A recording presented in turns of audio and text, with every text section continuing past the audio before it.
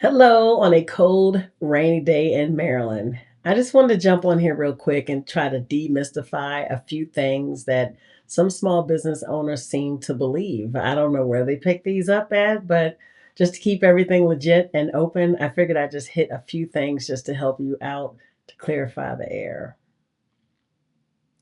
So, I'm sure looking at this screen, you probably have seen people comment about a number of these things that everything is deductible in your taxes and that someone told you that you could write this off or that you don't need any professional guidance when it comes to selecting things to deduct or things you can amortize or capitalize, and that IRS is not going to notice because what, you're not going to get audited anyway, right?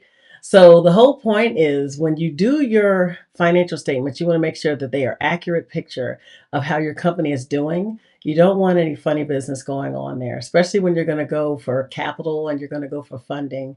You want to make sure whenever you go to a bank, all your stuff is legitimate and that you can prove every dollar that's coming in and out of your business. So with that said, I just wanted to mention that everything is not deductible. IRS identifies an expense as ordinary and necessary for your business to be deductible. That means that normally people, when they're in whatever industry, like say you're a barber, it would be normal for you to buy clippers, for you to buy oil sheen, whatever, shapers, all these different things that they buy. That's normal in that line of business. That definitely is deductible. But if you're buying, um, some other random thing that has nothing to do with that business, then that I would suggest is not an item that you should try to deduct on any tax statement that you fill out, or definitely not putting your financial statements. You shouldn't go by what people say because at the end of the day, you're responsible for what your financial statements say and what they stand for. So if someone's telling you, yeah, you can write off your rent, this and that, need to make sure that if you're going to write off a home expense, that you're actually doing business in your home.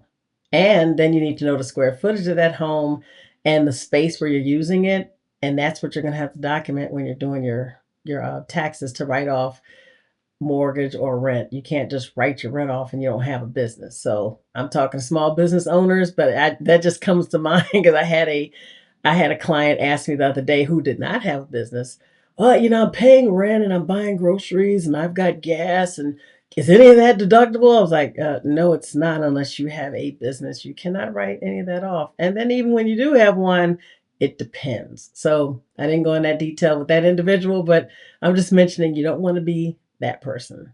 So, in terms of professional guidance, I think in any lane that you're going in, unless you're used to keeping up with the recent tax laws or the recent um, litigation or regulations that apply to your chosen industry, you should trust people who are professionals and who are doing that line of business, such as if you need a lawyer to look over contracts that you may write, to look over any kind of legal filings that you need to do on behalf of your company.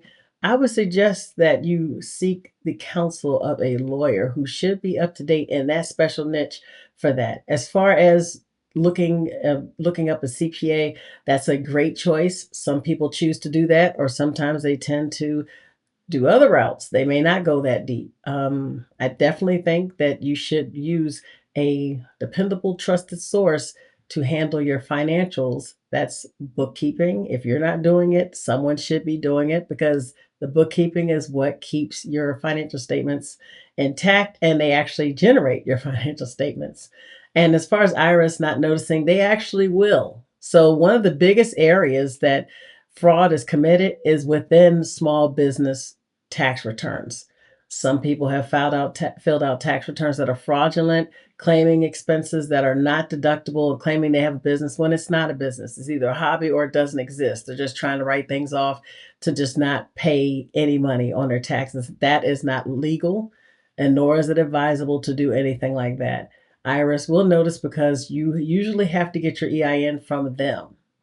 And then if you live in a state where you pay taxes on income, well, then you got two different organizations. You have IRS on the federal side, and then you have your state laws that are also applicable. So I wouldn't play any games when it comes to that because they will come running, especially the states. I know the state of Maryland, they are always making sure you're in compliance, because they will find you and they will write you and they will start pulling on action probably quicker than the IRS will. So I would be careful if I were you in terms of having a business, making sure it's legit and that you have all your things lined up, ready to go.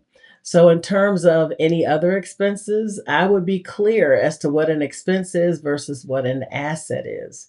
An asset is something that's going to generate you value over a year. An expense is something that you use right now. Using the same example, if a barber buys clippers, he 9 times out of 10 may he or she may use those clippers over a year if they're quality clippers. So he actually or she could actually capitalize those clippers and just slowly write off the cost of those clippers because they last more than a year. But they could also expense it too, depending on the cost. So that's just a small example. I mean, of course, if you're buying oil sheen, that's probably only going to last you 1 year. So you're just going to expense that right away. So that's just small examples of what that is, using the examples in terms of what you can actually deduct. So I just wanted to put that out there because there are some myths going on where you can do this and that and get away with it. And I would beg to differ. If you like this video, I ask you to like and subscribe my page, Lawanda underscore your CPA. You can also find me at lbllc.net. That's the website.